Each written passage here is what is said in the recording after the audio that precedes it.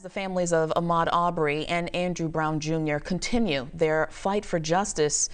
There have been some recent movements in their cases. Now, joining me now to dive deeper into this is our chief legal correspondent, Dr. Laura McNeal. Now, we know it was another day in court for Ahmaud Arbery murder suspects. Can you tell us more about what's happening in this case? Yes, and so essentially what happened today is the prosecutors in this case are trying to keep out prior arrest records of Ahmaud Arbery, a prior criminal record, as well as records regarding his mental health.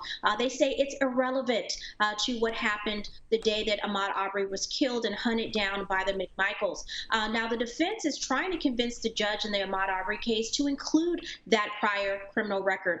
They're making the argument that it shows that Ahmaud Arbery had a pattern of being resistant to authoritative figures such as police officers, which in this case would be these individuals trying to do a citizen arrest. And so that's a big deal that's going on right now in the trial. It'll be interesting to see what the judge's final decision is. We don't know that yet, but hopefully he will not allow that prior criminal record of Ahmaud Arbery to enter into evidence because it has nothing to do with why he was murdered. And Dr. Laura, do you see any similarities between the George Floyd case and how they wanted to include his criminal history and the judge being asked if it's okay for the evidence of Arbery's past troubles as well? Yeah, Tashani, unfortunately, this has happened more often than not, very similar to the attempts that were made to vilify the victim, George Floyd, during his trial. They were trying to put him on trial and take attention away from Derek Chauvin. We see the same tactic being used here by the defense attorney in the Ahmaud Arbery case. And it's really unfortunate because the truth is these are victims. Their criminal record or any past incidents with the law are irrelevant to the day they were murdered, both by Derek Chauvin as well as by the McMichaels in this particular case. So it's really sad, and I can imagine how the family members feel when they feel like their victim, their family member is being put on trial.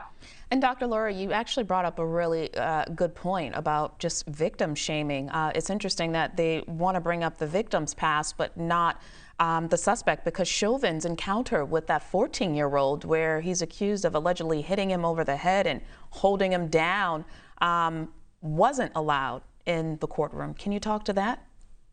Yes, and so interestingly enough, the prosecutor said they decided not to push to get that evidence in because they felt like in the George Floyd case that the video of that brave teenager of George Floyd being suffocated to death by Derek Chauvin was enough, they felt, to get a conviction. So they didn't really fight to get that evidence included.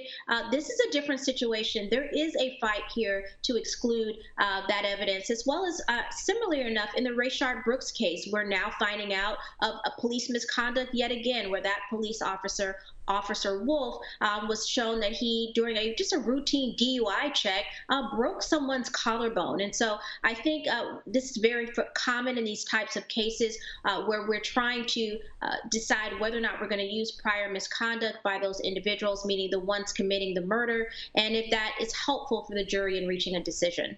Now let's go back to Elizabeth City, North Carolina. Yesterday was a big day for the family of Andrew Brown Jr., who got to view more, better yet, got to view more of that body cam footage.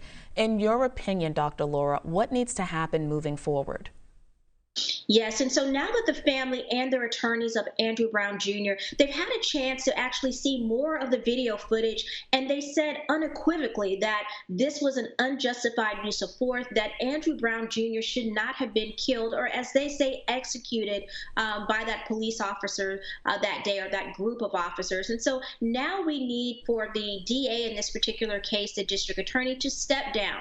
A special prosecutor does need to be appointed, and to be quite frank, should always be appointed in an officer-involved shooting, because officers often have a very intimate and close relationship with local district attorneys, which prevents them from being unbiased. So that's what the community needs to be pushing for now, is a special prosecutor to take over this case so we can have official charges filed and Andrew Brown Jr.'s family can have their day in court. Now, Dr. Laura, we have about 30 seconds left. Now, when the judge ruled that that body camera footage could not be made public for 30 days, aren't we approaching the 30-day mark? Yes, but that just means that they're going to renew it again. I can tell you this North Carolina judge, Tashana, he's not going to release this footage until the criminal investigation is over, looking into the actions of those officers. Got it. Dr. Laura McNeal, always a pleasure having you. Thank you for that insight.